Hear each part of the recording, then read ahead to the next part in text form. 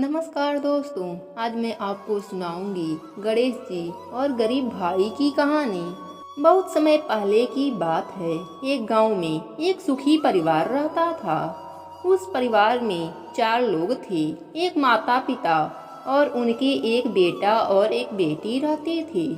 जब दोनों बच्चे बड़े हो जाते हैं तो माता पिता अपने बेटी के लिए अच्छा घर वर देखकर उसका विवाह कर देते हैं।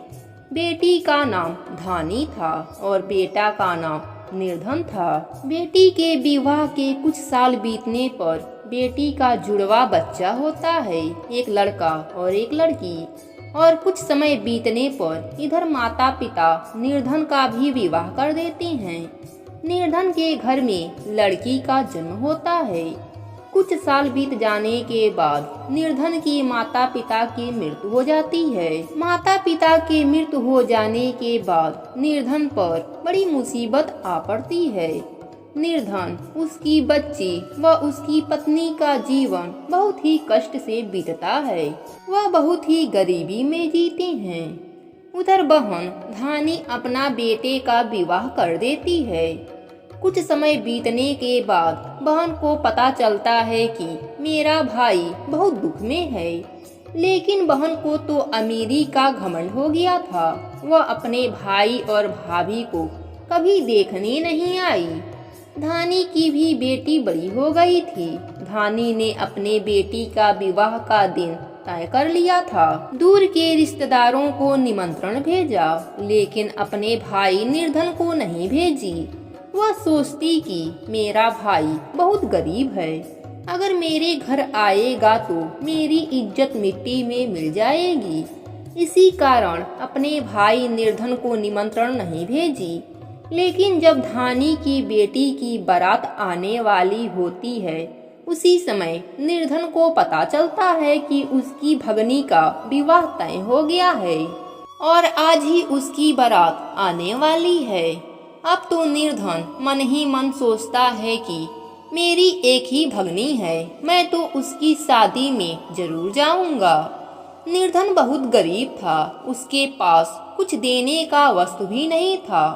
आसपास के घरों से बिछुआ, चूड़ी और साड़ी का इंतजाम किया और पैदल ही लेकर धानी के घर चल दिया। जैसे ही अपने बहन के घर के सामने पहुंचा, उस समय धानी की देवरानी छत के ऊपर खड़ी थी और घर के बाहर दूर खनियार में बारात खड़ा था। जैसे ही देवरानी निर्धन भाई को देखती है, वैसे ही दौड़ी दौड़ी अपनी जेठानी के पास जाती है और कहती है, जी निर्धन भैया आए हैं, घर के बाहर खड़े हैं। धानी ने पूछा, कैसे आए हैं और क्या पहना है? देवरानी ने कहा, पैदल आए हैं और फटी पगड़ी फटी धोती पहने हैं। बहन बोली, मेरे ससुर जी हवेली के सामने दुकान में बैठे हैं, मुझे शर्म आती है। भाई को बोलो पीछे के दरवाजे से आए। भाई के आते ही धानी ने भाई को एक कमरे में बंद कर दिया और बाहर से ताला लगा दिया।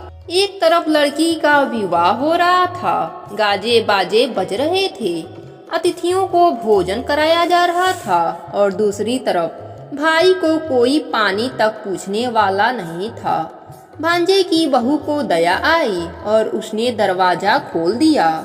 दरवाजा खुलते ही भाई वहां से भागा। 2 दिनों से भूख प्यास के कारण उसे चक्कर आने लगे। रास्ते में गणेश जी का मंदिर था, वहां जाकर गिर गया। रोते रोते गणेश जी को अपनी व्यथा सुनाई और बोला, आज मेरी गरीबी के कारण से मेरी सगी बहन ने मुझे धुक्कार दिया। घर जाने पर मेरी पत्नी जब पूछेगी कि विवाह से क्या मिठाई लेकर आए हैं तो मैं क्या जवाब दूंगा। गणेश जी को उस पर दया आ गई और वह बोले, मेरे बगीचे से ककड़ी और तरबूज तोड़कर ले जा।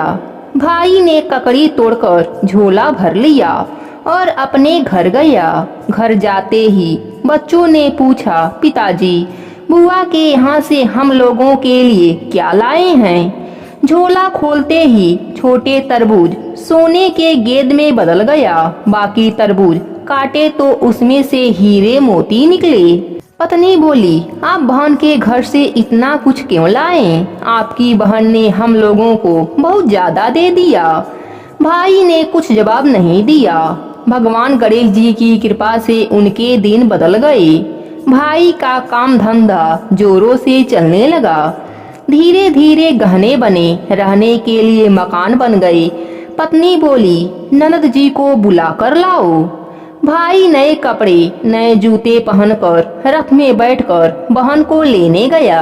देवरानी बोली, भाभी जी आपके भाई आए हैं। बहन ने पूछा, कैसे आए हैं और क्या पहना है? देवरानी बोली, रथ में बैठकर खूब ठाट बाट से आए हैं। बहन बोली, मेरे भाई को बोलो कि हवेली के सामने से आए, मेरे ससुर देवर जेठ देखेंगे। भाई का बहन ने खूब स्वागत किया। भाई बोला, मैं तुम्हें लेने आया हूँ। बहन बोली, मुझे भी बहुत दिन हो गए, चलो मैं चलती हूँ। भाई बहन को लेकर अपने घर आया। भाई और उसकी पत्नी ने बहन का खूब आदर सत्कार किया। धानी ने जो चीजें मांगी भाई ने सब बनवा कर दिया। बहन बोली, भाई मुझे जूते चाहिए। भाई ने मोची को बुलाया और कहा, मेरी बहन के लिए ऐसा जूती बनाओ जो मुंह से बोले। भाई ने बहन को बहुत सारा धन देकर विदा कर दिया, पर अभी तक वह जूती नहीं आई थी। बहन रवाना होने लगी, तब मोची जूतियाँ लेकर आया।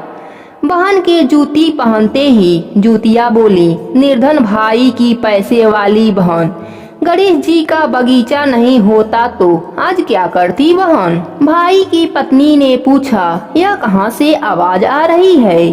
भाई ने कहा, सुबह का समय है, कोई जीव जंतु बोल रहा होगा। भाई ने घोड़े गाड़ी को जल्दी जाने को कहा। बहन के जाते ही पत्नी जिद करके बैठ गई कि जूतियाँ क्या बोल रही थीं।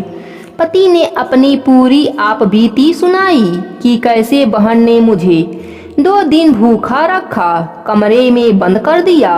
भांजे की बहू ने दरवाजा खोला, तब मैं बाहर आया और गणेश जी की शरण में जा पहुंचा। गणेश जी की कृपा से हमारे दिन बदले हैं। उसने अपने पत्नी को सारी बात बताई।